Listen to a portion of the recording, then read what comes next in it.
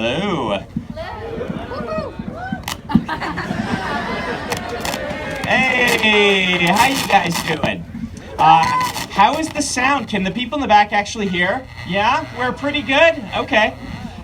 So, thank you guys for coming out to see me. What we're going to do is that me? No. Oh. Hey, there you go. What we're going to do is I'm going to speak to you for a little while. Usually my talk goes about an hour. So oh, you were shaking your head.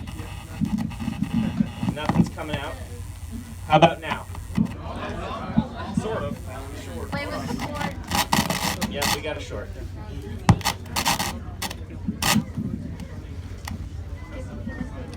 Okay. Ooh, there we go. All right. So assuming this all works, I'll speak to you for like an hour, and then we'll go to the signing. I will pre-sign a big stack of books after the speech. So if you don't want to wait, if you got to take off, you can come pick up one of those pre-signed ones. And if you bought your book here, if it's new, you can just swap it out for one. And that'll get you going if you need to take off. The signing will probably go about 5 hours. So if your ticket is later, then you may want to drift off and get dinner and then come back. I promise I'll be here till 9 at the very earliest would be when I would leave here. We're probably here till 10. So as long as you're back by 9, we're going to be good. So if you go catch a movie or whatever, I'm cool with that. So the speech here at the front, what I'm going to do is I have a little talk, some stuff I've been thinking about, whatever, random things, and then we'll do a Q&A, and then I will do a short reading for you, all right? So the talk portion, this is the give Professor Sanderson a microphone, and then he speaks at you part. That just is, every time I go on tour, it's whatever I'm thinking about at the moment, gets in my head, and this time I was thinking about Indiana Jones. Stay with me. This relates. One of my favorite scenes in all of cinema is the opening of Indiana Jones, the first one, right? This opening is awesome. If you don't remember it, it starts with a shot of the mountain, right? It starts with the Paramount logo. And then that fades into the shot of the mountain, right? Which is very cool, but it's not that point that I really love. It's the point that happens next when Indiana Jones steps up into frame and you see his silhouette, the cool silhouette of Indiana Jones. And what does he do? He covers up the mountain. And it's like this shot that implies Indiana Jones is bigger than the mountain. He is bigger than the movie itself. He's bigger than his own, Paramount Studios. Nothing is as awesome as Indiana Jones. And the next way that Spielberg films it reinforces that. If you watch during the opening credits, he's always shooting Indiana Jones from underneath, right? So you're seeing him loom over you. He's this ginormous figure. And his face is in shadow through that whole opening. You don't see it until the guy tries to betray him, right? And he turns around, he whips that gun out of the guy's hand and then steps out of shadow, and the look on his face is just like the unconcerned, awesome action hero that he is. He doesn't care he's been betrayed. It's like he's treating this guy like a child and just whipping him and sending him off running. Indiana Jones is too cool to be bothered with killing you after you betray him. This opening, he goes through, he's not scared of things other people are scared of. He runs away from whatever. He gets the giant boulder thing, the opening. And throughout all of it, Indiana Jones proves that he is an extraordinary action hero. But the really important part is what comes next. The really important part is after all of this, after he has struggled, after we've seen him be incredible, he fails, right? He gets out, he is exhausted, he's gone through all kinds of things, and then someone saunters up and takes away the idol from him. This moment is what makes the whole movie, because in this moment, Indiana Jones has been shown to us to be an incredible, awesome action hero, beyond with skills beyond anything normal human could have. But he's also at the same moment the underdog. And that is really cool that you can watch that movie and both admire him and know he's probably going to get the crap beat out of him through the course of this movie. This is a writing principle. We know as writers that letting our characters fail is like the most important thing that we can do. Failure is integral to the way that stories are told. It's integral to conflict. This is how stories come about, is by people failing at things. And my talk is really less about that and more about how we can know this as people and understand it as writers. But at the same time, we give ourselves far less credit. We writers in particular seem to be willing to let our characters fail, but we're very bad at letting ourselves fail. And this talk is kind of to talk a little bit about that, because the book that you guys have here, Skyward, exists because I failed to write a different book. It was a book called The Apocalypse Guard. Now, in this part of the story, you have to imagine that I am Indiana Jones. You read sci-fi fantasy, you should be able to suspend your disbelief for a little bit. Because I like to think that I am highly competent in the area of writing books, right? I've written 45 of them. I've been #1 on the Times list like a dozen times or whatever. I like to think that I'm figuring it out. You would think that after 20 plus years of this, I wouldn't fail to write books. And yet it happened. And this book should not have failed. It had all the things that I look for in a story. It had an interesting connection to a previous work that I had been working on. It was connected to the Reckoners, had really interesting world building. It had a great character to lead it, and yet the book didn't work. I wrote it, but all the way along, I'm like, this is just not working, and I'm not sure why. I sent it to my editor. She came back with a whole bunch of notes for me, and so I did what I normally do for revision. Every book, there are things you need to fix, right? So I usually organize all the kind of flaws with the book, the things I want to make better, and I organize them by how difficult that part of the revision is going to be, and then I do a list of bullet points underneath it of specific things I'm going to change in the text to try and fix this problem. And I launched into my revision of The Apocalypse Guard, and it made the book worse. So I'm like, all right. I threw all of that out. I went back to the revision before, and I tried a different tactic with a new set of things to try, and it still didn't work. And by this point, I was getting a little frustrated. I'm like, why can't I write a book? This is the one thing that you would think I would know how to do. But in the midst of that, I made a tough decision. I called my publisher and I said, I'm pulling the book. I don't know how to fix it. I'm not sure if I will ever know how to fix it. It's not good enough right now. We can't publish it. My publisher was shocked. She has never had anyone do this before. But I have an advantage in that when I started out at writing, I was really bad at this. And that is an advantage because I've been through this process before. And I've learned a lot about something we call writer's block. Now, writer's block is a real thing. It's a weird thing, though, right? Like, you don't go to the bookstore to buy a book and have the bookseller say, I'm sorry, I have bookseller's block. I can't type the things on the cash register to sell the book to you. It just doesn't work today.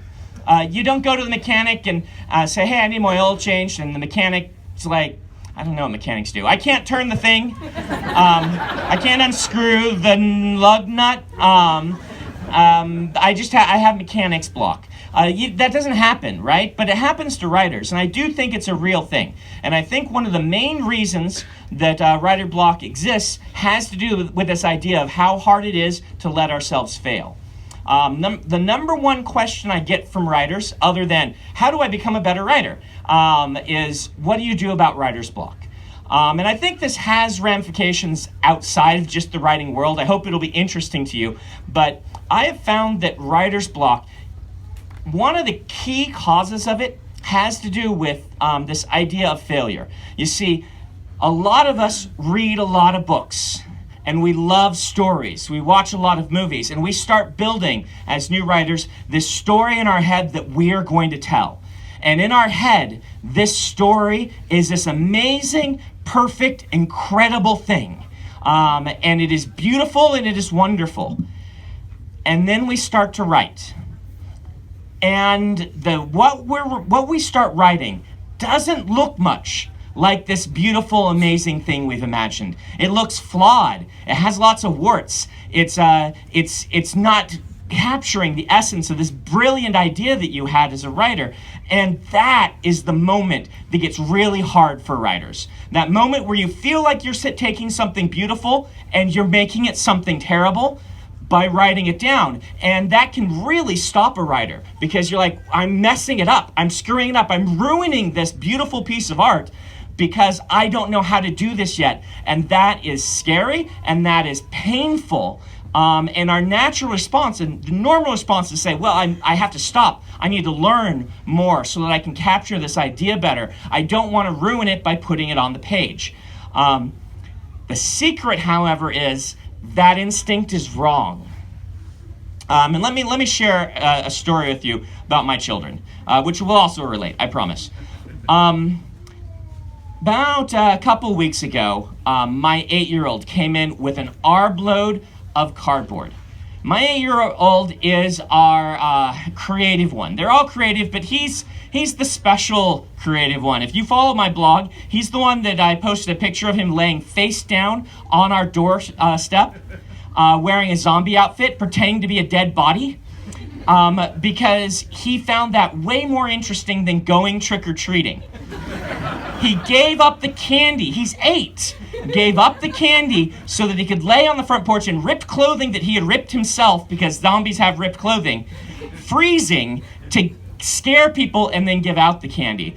He is a natural showman. He likes just doing cool things, and he likes building things, and he likes the drama of it all. And he came in with this armload of cardboard, and this wasn't like cardboard boxes cardboard. This was like cardboard 2x4s. Right? The construction site, they'd unwrapped something or whatever, and they took off these big, long sort of beams made out of cardboard. And he just found these, and this was like striking gold for him. He waddled in with this big armful and threw it down and said, "Dad, we're going to build a fort." And what else could I do? I grabbed the glue gun and the duct tape. He insisted on the glue gun because he wanted it glued. And I proceeded to spend a good 45 minutes with him building this fort that he had drawn out that we were going to build. Early into this process, I realized this was not going to work very well. This cardboard did not have a lot of structural integrity. It was falling apart and disintegrating even as we were working with it. And I started to say to him, "Dallin, this is not going to work." He's like, "No, Dad, it will work.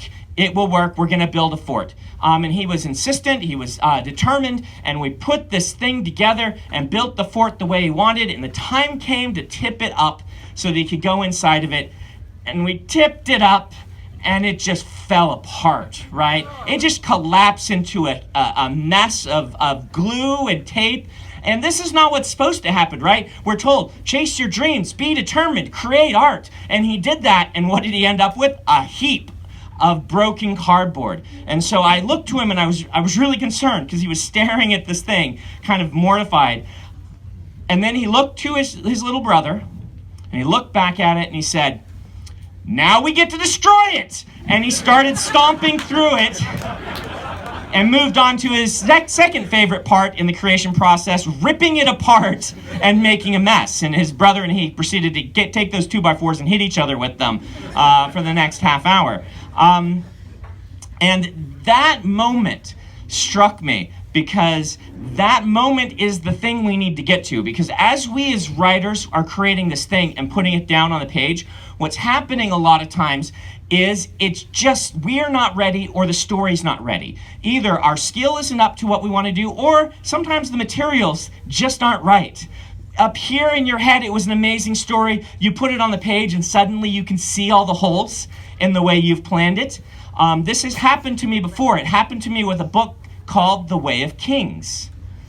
You might know about this book. I wrote it for the first time in 2002, and it was a mess. And it was really hard for it to be a mess to me because this was the book of my heart, right? This is the book I've been world building for 10, 15 years at that point. And this was the book that I really wanted to be my big, big epic. And I wrote it, and I had too many characters. I had the world building didn't come together on the page as well as I had imagined it. And it became a convoluted mess. So you know, there were no Knights Radiant back then. There were no Spren. And there was no Bridge 4. So you're like, what is left of that book, Brandon? It had a lot of characters, let me tell you, and I barely got through any of their stories, so it felt like a bunch of parts of books. But one of the main core themes was this guy who arrived in the city, raving like a madman, and claiming to be a herald, an angelic figure from the past, who had come to warn everyone of it coming danger. But he, as the story progresses, you as the reader start to think, maybe this is just a crazy guy. And that was kind of his story. Who is he? And mixed with a young man who won shard blade and plate in the war and went to train to become a shard bearer with the sword master in the city, whose name was Vasher, by the way. So that was the 2002 version of Way of Kings, and it failed. It was a beautiful but terrible mess at the same time. But at that point, rather than get discouraged, I had at least had enough experience to know the thing to do was to set it aside and work on something else. And I wrote the Mistborn trilogy then. And something interesting happened over the next 7 years. Now that I had this book on the page, now that it wasn't this beautiful thing in my head, that it was this flawed thing sitting on my desk, my subconscious started to say, you know what was wrong? You need this aspect of the world building to tie it together. You need to consolidate the viewpoints and narratives, and this way, if you combine these two, and you move this over here, if you added in the Bridge 4 to give this thematic sort of heart to the book, if you did these things, you could fix this book. And I learned that really the only way that I could write The Way of Kings well was to have written it poorly first. Which is why I pulled the Apocalypse Guard, because I've been through this before. I don't know what I will end up doing to fix it. It may have to sit for 7, 10 years, but I've learned that part of the process of being a writer is failing. And we as writers need to give ourselves that chance, that opportunity. Rather than sitting and being scared of the page because we are ruining something, we have to be willing to say, I have to glue this thing together and tape this thing together so I then have something to destroy afterward. Because if you write the scene anyway, if you go forward and you do it anyway, even knowing it might not end up in the final book, even knowing it's flawed, your subconscious can start to work on it. Your skills as a writer can improve, and you can learn to fix that book. But if you never write it, you're never going to get to that step. While I was working on Apocalypse Guard, something else started to come together. And this is something else I've noticed. Sometimes when you're struggling with one book, the things you learn about that book teach you about another book. I partially was able to write The Way of Kings in 2009 and have it come out in 2010 and have it work because I had the Wheel of Time dropped on me like, a ton of proverbial bricks, right? And I had to struggle and work to work through that series and put that together, and it taught me a lot of the skills that I had been missing when I wrote the 2002 version of The Way of Kings. And when I was working on Apocalypse Guard, for some reason, this other idea finally clicked for me, the one that became Skyward. I had always wanted to tell a story based on the archetype of the boy and his dragon, right? Do you know these stories? It's kid finds a dragon egg, raises the dragon in secret, then goes on and does awesome stuff. It's How to Train Your Dragon, it's Aragon, it's Dragon's Blood, it's the White Dragon, one of my favorite story archetypes. And I'd always wanted to do a story like this. I'd started outlining one multiple times, and there was always something wrong with that story, partially because that story had been told really well by some authors I respect a lot, and there's a voice saying, what are you going to do new? with this story. And it was working on the Apocalypse Guard that I started to connect this to another world I've been working on, which I can't tell you too much about because it's spoilers for the end of Skyward. But it's something that I'd written a short story in. The idea had stuck with me. I'd started world building a universe for it. And these two ideas folded together and melded together and became the right idea. And a boy and his dragon became a girl in her spaceship as this evolved into what became Skyward, to the point that when I called my publisher to pull Apocalypse Guard, I said, I think I can get you another book for next November. And they're like, it's a little late, and don't you have a tour for Oathbringer in between? And I said, yes, but I think I can do this book now. And lo and behold, I wrote Skyward in 3 months while I was on tour for one of those months. And it was one of those books that when it's the thing that was up here just actually becomes the thing on the table. It does happen. In fact, the thing on the table became better at each step than the thing I had imagined, and it just came out right from the get-go. And now books turn out well whether you struggle on them or not, right? Way of Kings I don't think is flawed because it took me 3 tries to get to it. Skyward I don't think is flawed because I got it on the first try, but I had spent a lot of time in outlining, figuring it out. At the end, it's about this creating this art and learning your process as a writer. And so I think that maybe earlier when I said I failed at writing a book, might have used the wrong wording, because I think truly the only way to fail at writing a book is to not start. And I didn't fail to write those books. I wrote those books so I could become the person who could write the books that I wanted to write. And so if I have one kind of parting piece of advice to you, those who are writers, who are artists in the crowd, try to look at the experience of working on your art not as a process to create a product. The story or the art you're creating is the side effect of the real important piece of art, which is turning yourself with each piece you write into someone who is better and better at writing and better at capturing those beautiful things that you think of and putting them on the page. So go for it and be willing to fail spectacularly.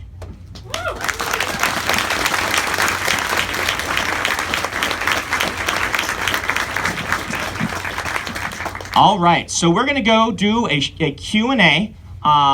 And I'm sorry I'm not going to be able to get to all of your questions. What I'm going to do is I'm going to kind of work my way backward and then kind of come around this side. So if you would, please make sure your question does not spoil a book and any of the books that I've written for those who might not have read them yet. And I will repeat the questions.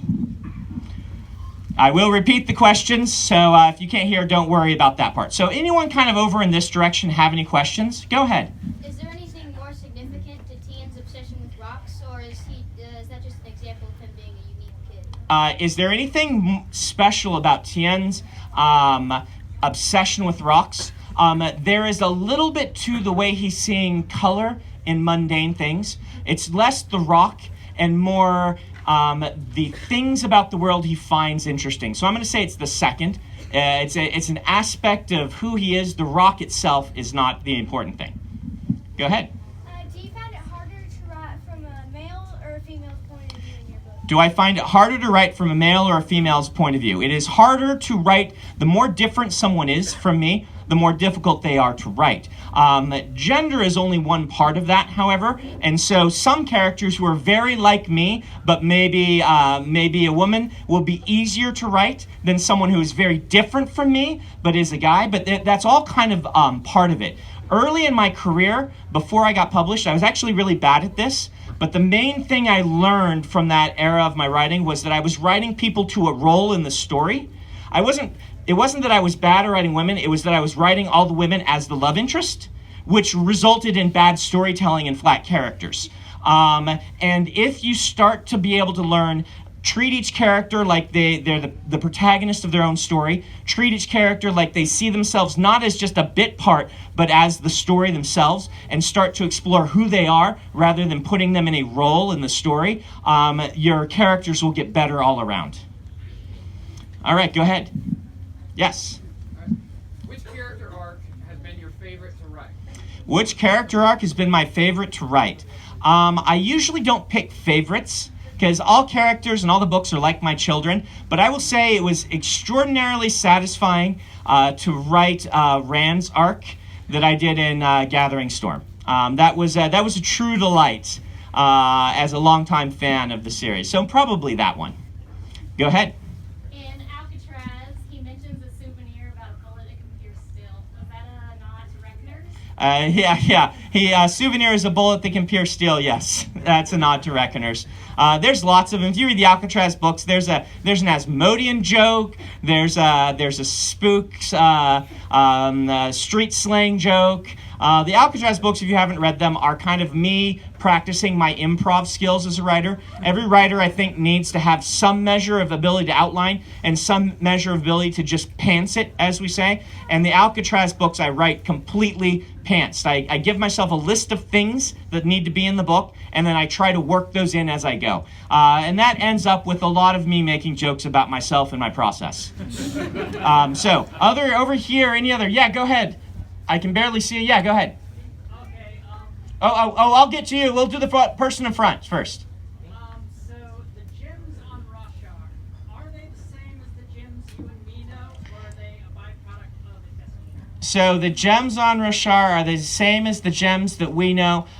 For the most part, they are the same as the gems we know, which will ask the question, since most of them are chemically identical, other than color, what differentiates them? And in the Cosmere, color is very important. So I'll just leave you at that. But most of them are going to be gems like we have. If you took a ruby from our world to Roshar, it could be invested by the High Storm. Yeah. What's that? Well, we'll Raffo that for now. Raffo is a term I inherited from Robert Jordan. It means read and find out. All right, there was someone else who started asking a question that I couldn't see. All right, well, we'll go to you right there. Yeah. Has Maria's ever ascended? Who is that? Is that? Okay, go. We'll let you speak first, and then we'll come back to him. Where do I find the inspiration for my characters? All around. All over the place. Usually for a character, I'm looking for some sort of conflict. A conflict that drives them and makes them very interesting. Kaladin is based on the conflict between the desire to heal and protect and the desire to be a really good soldier, which kind of wars inside of him. The surgeon versus the soldier is how that conflict was born. And Dalinar was born out of being the first idea I had from him was this idea of your nephew is the king and he's a bad king. You know you could do a better job. What is the balance between being a loving uncle and knowing you need to do well for the kingdom? At what point do you the conflict between kind of duty and family? All right, go ahead. I'm gonna change it. Did you change anything from the end of Wheel of Time that was supposed to happen? Oh, did I change anything from the end of Wheel of Time that was supposed to happen? I made no major alterations to things that were in the notes. However, you've got to understand the way that Robert Jordan wrote. He was much more of a discovery writer. And so in the notes, oftentimes, there would be places where he said, I'm going to do this, or something else entirely, right? Sometimes I picked the something else entirely because that's what ended up working.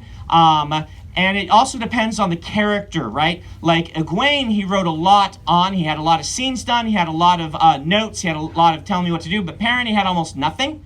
And so for a lot of those characters, everyone else, there was a balance between the two. I didn't change anything major. I changed certain things as we went along that felt like they were kind of the soul of what he would want to do. And there are certain characters he didn't say whether they lived or died. I made some calls there. He also instructed certain characters to die, and Harriet made some calls and decisions on some people that she thought needed to die. So I'll just leave it at that. Go ahead, right here. Which of the 10 heralds did Sheth, I think it's pronounced Sheth's blade, belong Which of the 10 heralds did, I say it Zeth, but you can say it however you want. There's not a correct way, because Roshar doesn't exist. No, I'm actually serious on this. I write the script, you're the director. You get to decide how things go, but he had Jezrian's blade, or Jezrian, depending on where in the world you are and how they pronounce the name. Go ahead. Oh, yeah, we'll do both of you, so whichever one wants to go first. We'll go, yeah. In Skyward, what is your call sign, and what was the process for creating so many call signs? So, my call sign is Mr. Prolific. That probably wouldn't work as a good call sign, but it was my call sign way back when I was in my writing group, my first writing group with my friends. The process was, actually, I wanted to pick a call sign that used the same sound as their real name to help people keep them straight, because you basically have a double number of names in the book, and so same letter or same sound.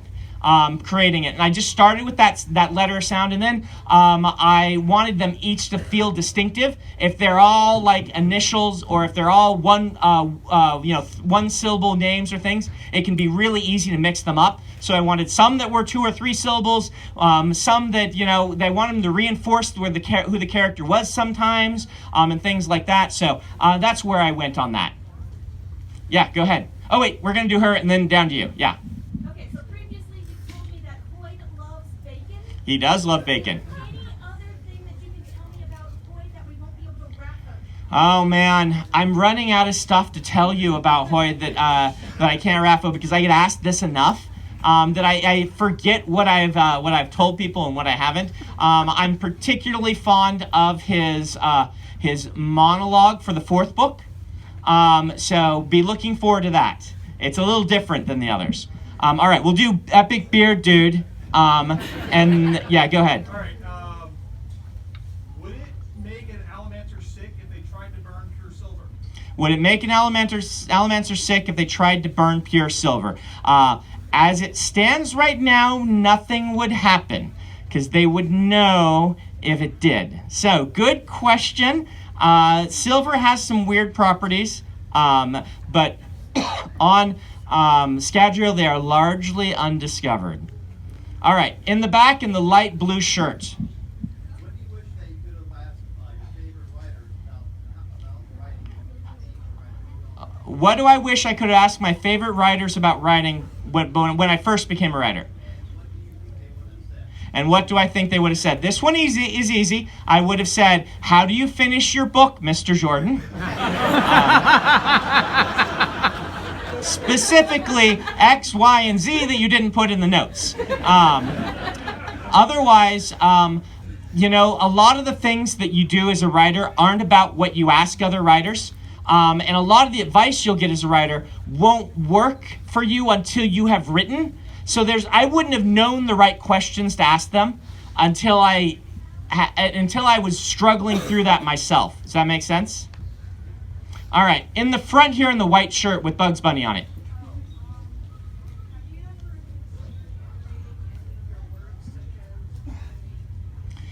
Have I ever considered animating some of my work, such as an animated TV series? I would totally be on board for this. Animation is expensive. Someone would have to come to me. I don't know that I can pitch it to them. But Alcatraz vs. the Evil Librarians was owned by DreamWorks Animation for about 5 years. That's the closest I got to animated. Let me run down the big list. Reckoners is at Fox. I don't know how the merger with Disney affects that, but they've been very enthusiastic about the Reckoners for many years, so I'm hopeful. Snapshot, which is one of my short stories, is at MGM and is very far along. I'm hoping that we will get a green light soon. It's the furthest along of any of my things, which is kind of weird because it's like a serial killer story, so it's very different for me. Cosmere is owned by DMG Entertainment. They are a Chinese company who helped in the production of several Marvel films. I really like them, and I think they are doing well by the Cosmere, but it is a tough thing to do, adapting the Cosmere, and so I don't have any specific updates, and I don't know when I will.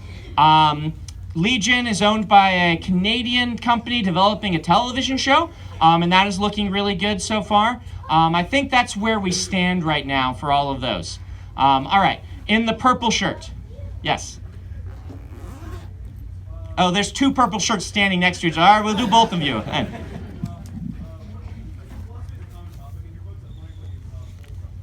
What do I pull from for the philosophy? All kinds of stuff. I love philosophy, perhaps too much. I took a lot of philosophy classes in college, if you can't tell. I like to read widely. I don't consider myself a philosopher. I consider myself like I'm not a scientist, a historian, or a philosopher, but I am a pop scientist, a pop historian, a pop philosopher, right? I read the stuff that I can read kind of easily and get, and then when I know I like something, I dig in deeply, and that's kind of the secret to becoming a fantasy writer is have a wide, broad knowledge about a lot of topics, know enough to know when you need something, how to dig into it, all right? We'll go to the purple, other purple shirt.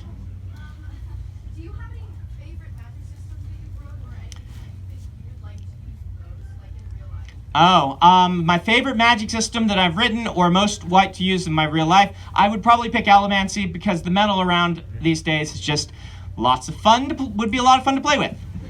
All right, I'm going to move over here. I'm sorry, hands back there. I just can't get to everybody, so we'll go right here. For you, back to the call signs. Did you come up with Jorgen's name first, or did he come up with his call sign first? Was Jorgen's name first or the call sign first? The call sign was first. And then the name followed out of some of the linguistics I was using. Name was first. Or call sign first, sorry, yeah. Call sign first. Go ahead. Is there any connection or coincidence to the Krell in Skyward versus Krell from Forbidden Planet? Yes. The question is, was the Krell, any connection to the Krell from Forbidden Planet? Forbidden Planet is one of my favorite movies. Perhaps my favorite classic science fiction movie. I really dig any sort of Shakespearean interpretation in another medium. And so I named the Krell after the Krell from Forbidden Planet. Oh, back here. Me? Yes. Okay. When you started writing The Wheel of Time, did you find that any of your opinions changed when you wrote the characters versus... Yeah, good question. Did my opinion change at all on any of the characters in The Wheel of Time as I wrote them? So Matt was way harder than I expected him to be to write. I thought Matt would just zip out and be super easy, and I was taken by surprise by how difficult Matt was to write. Cadsuane had always been my least favorite character, and I was surprised by how much I understood her when I had to stand in her shoes. All right, last question. We're going to go right here. Yes. I'm writing a fantasy book that's like D&D. Do you have any advice for me? I'm about 6,000 words. Okay, you're right. He says he's writing a fantasy book that's based on D&D. Any advice? So a lot of great science fiction and fantasy have come from role-playing campaigns, not just Dragonlance, but also the Malazan Book of the Fallen started as a role-playing campaign, and you will find this happens time and time again. Do understand that the things that you guys experience in your role-playing session that are really funny are probably not going to be funny on the page because they're funny in the situation. So you have to work on making the characters all work on the page, not as they work in your together. Make sure everyone's on board for you lifting and borrowing this stuff for your story, and make sure you don't use any Wizard of the Coast trademarked things. For instance, you can't use a beholder. That's a trademark thing, but you can use like zombies because zombies are in everything. So learn the difference there, but just have fun with it. Your job right now as a newer writer is just to write and practice, and that practice will teach you how you want to approach your stories as you move forward. And the more you do it, the better you'll get at it, and the more you'll know what you need in order to make it better. And that can start from anywhere. It can start from a D&D campaign. It can start from a silly song lyric you hear. It can start from fanfic. It doesn't matter where it starts. The chore you have is to practice it and learn what works on the page as opposed to what works in person. All right, we're going to stop there. I know there's lots more questions. When you come through the line, you can ask me a question if you want. Do keep it brief. There are a lot of you, and this is going to be a long signing. I also am going to apologize ahead of time if we're moving you through pretty quickly. Once we start going over 400 and approaching the 500 person mark, we have to start zipping people through. So I try to do a really big upfront speech so that you feel like, your time was not wasted. And I apologize if it's a little impersonal when you come through the line itself and we're just kind of zipping through. A couple things that'll make this easier. If you want to have a picture with me, that is okay. We will let you do that. I'm happy to do that. What we're going to do is someone is going to come to you while you're waiting in line and ask you if you want a photo. If you don't want one, I will not be offended. It's okay. This is just to keep things moving. Have your phone out, not set to selfie mode and not set to video record mode, and unlocked and ready to give to them. Then they're going to take your books and give them to me. I'll start signing them right away. You get to the side, stand to the side of the table however you want. I give consent for you to put your arm around me, or what you would like to do. And I don't mind if you pull a face. I probably won't see it because I'll be signing, right? And then on 3, I will look up at the camera, okay? I am like a trained Pavlovian dog at this point, right? You just watch. I will look up. And then at that point, come around to the front of the table. And then, comments or questions or things like that. This is just to keep us from spending a lot of time staring at cameras while people figure it out.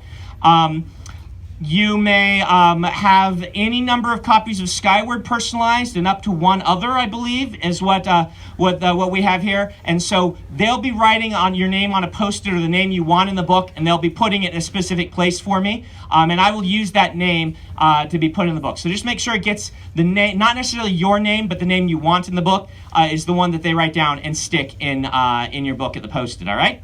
Otherwise, I will sign a stack, like I said, and you're welcome to come get those or swap yours out. And I move at about a pace of 100 people an hour. So you can tell maybe from your ticket number when your turn is going to come up in the line. We're in a bookstore. There's stuff to do, so I don't feel that bad, but it is going to take us a little bit of time, all right? Lastly, let's clap for the bookstore. We are going to do the reading, so wait.